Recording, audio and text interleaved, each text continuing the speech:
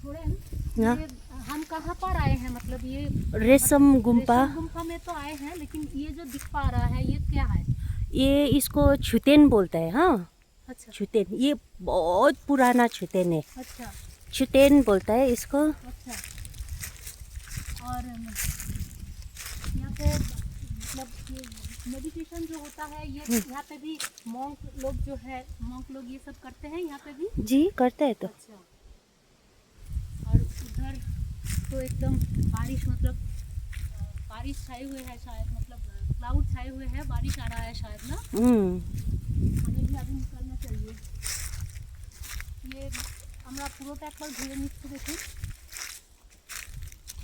এই জায়গাটা রেশম গুম্ফা তো আপনাদেরকে দেখালাম, আর এখন এটাকে পুরো ঘুরে নিচ্ছি।